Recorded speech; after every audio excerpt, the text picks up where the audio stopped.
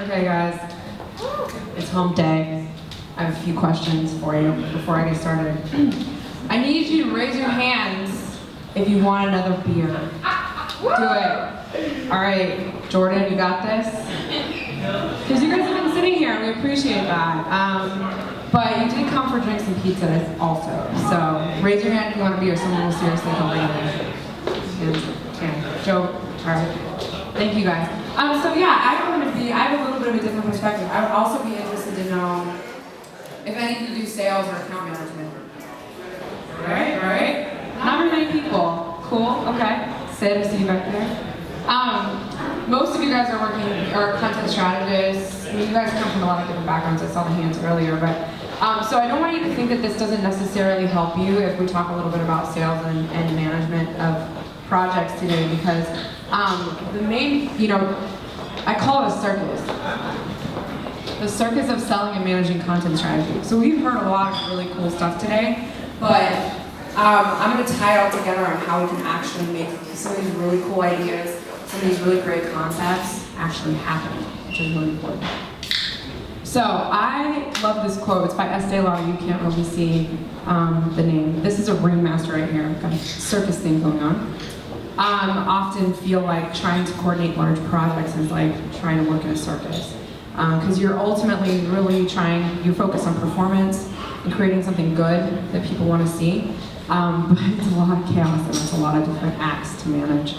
So I've never worked a day in my life without selling. If I believe in something, I sell it and I sell it hard. That applies to not just salespeople. That applies to everybody, all the time, in everything you do in life, period, at the end. If you know how to sell yourself, have confidence in your idea of what you believe in, what you want to have happen, you will be more successful, period. So sales skills help everyone ever. So selling content strategy is hard. I don't know how many of you guys know or are close enough to the sales process. It depends. Like sometimes agencies are really removed from the pitching process. In ours that I acquired, they're not.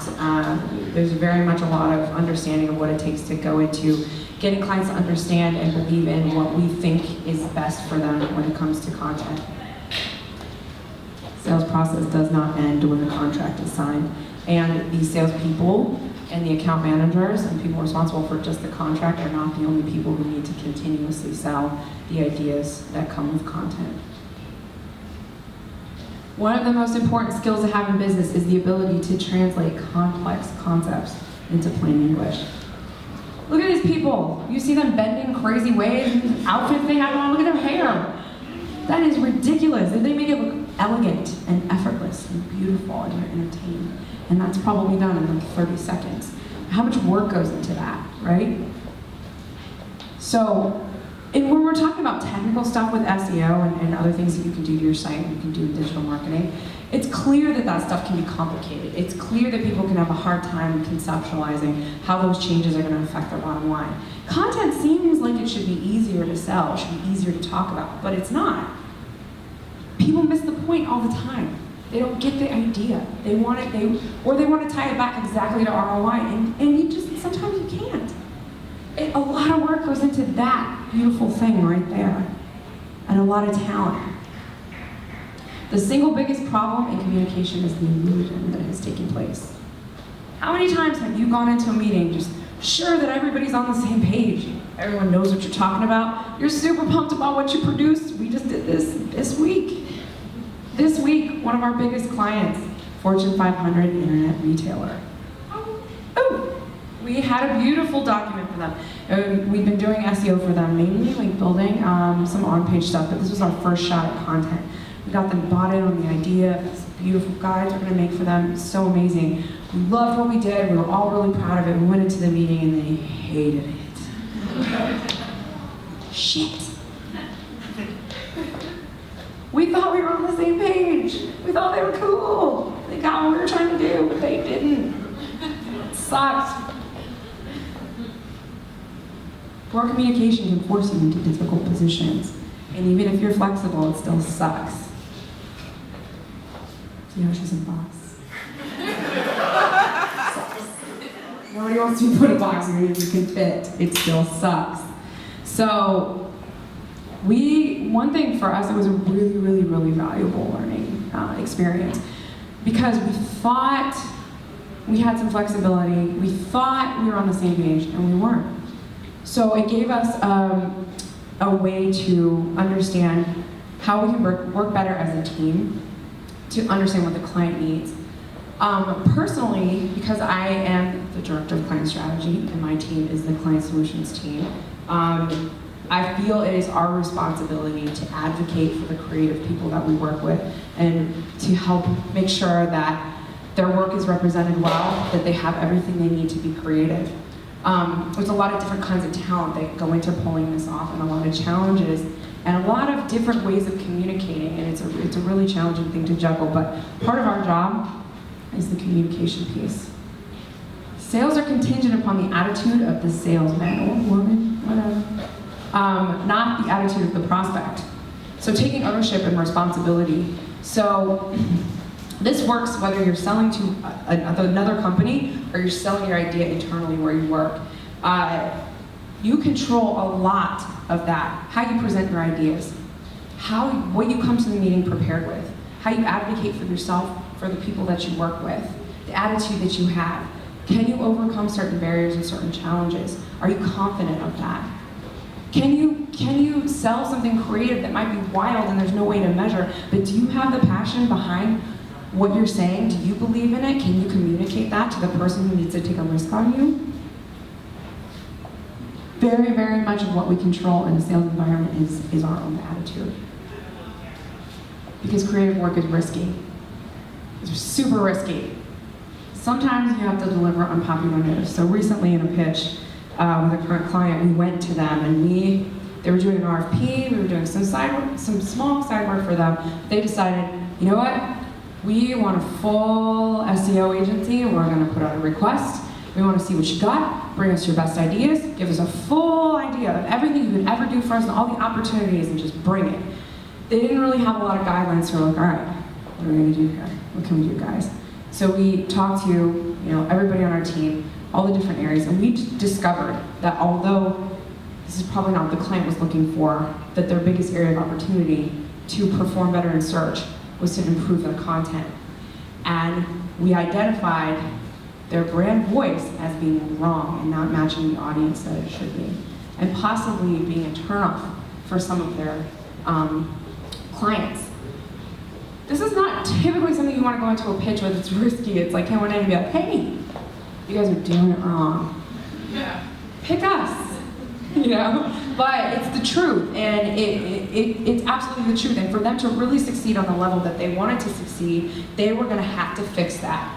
And we decided to take a calculated risk that as an agency, if we wanted to represent them, and we really wanted to give them their best idea, which is what they asked us for, we are going to risk telling them that what they were currently doing was completely wrong and absolutely sucked.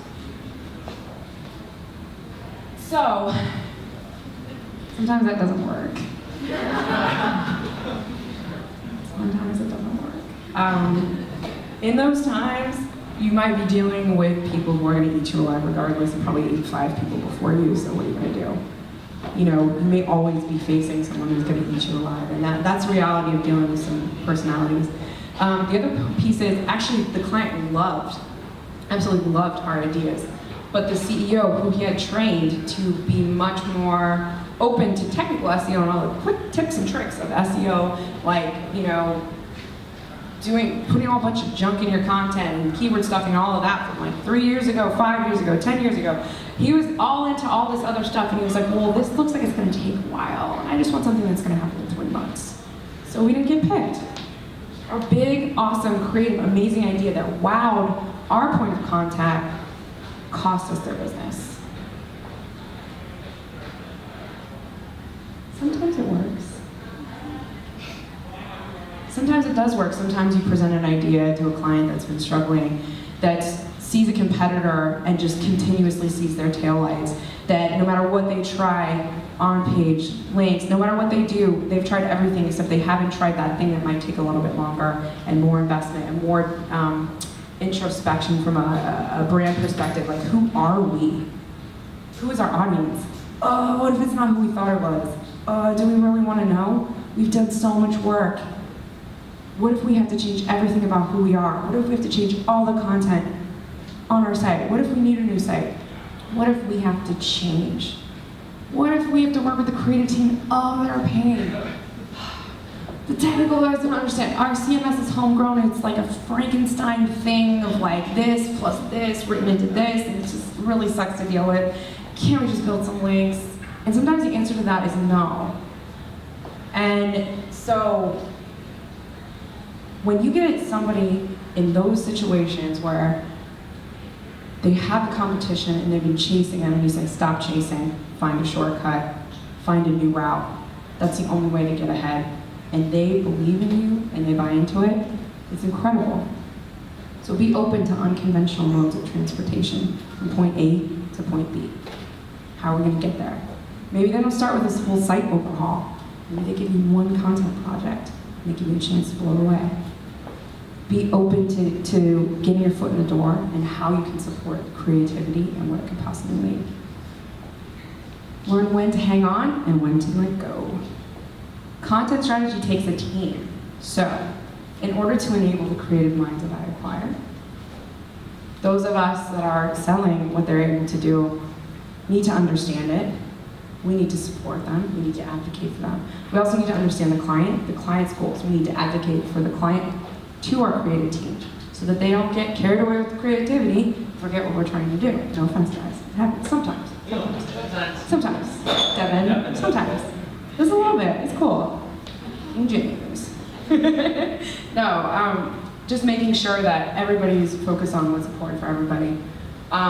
Making sure that we are keeping everyone informed of everything. There's just a lot of things to know, but this in particular is really important, and it's a tough thing to do. When to hang on and when to let go. When to hang on to your idea that's brilliant and amazing and that someone just doesn't get it and they just need to understand it and you explain it another way, in another format, maybe it'll fly, like it's the best idea, and sometimes when it's not. When maybe the client or the person objecting to it has a good point and maybe you need to compromise a little bit. Maybe you need to let it go and start all over. Because there are those times too. It takes a team. And if you're an agency and you're selling to a client, you need to understand what they're dealing with, the personalities they're dealing with, the biases that they're dealing with. There's just a lot going on, and you need to be understanding of that. So everyone needs to be on the same team, whether you're working internally with your agency, you all need to be there and advocate for each other. Trust will carry you through seemingly insurmountable obstacles. So the situation I told you guys about where we did this amazing piece of content, we were super excited. Luckily, we've been working with that client for a while and we've done a lot of good work for them and they really trust us.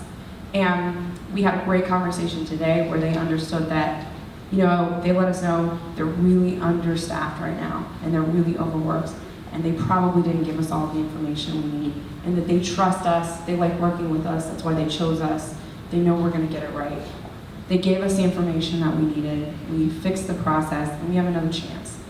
Trust can get you through a lot of shit. That guy was blindfolded. Did you see that? Blindfolded.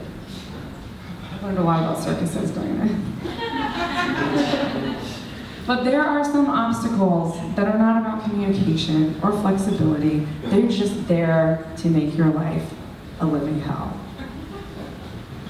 Legal departments, regulated industries, technical limitations like that Frankenstein CMS I was talking about. You would not believe how many clients have stuff like that. It's unbelievable. This stuff sucks. It is like the killer of creativity. It absolutely sucks to deal with.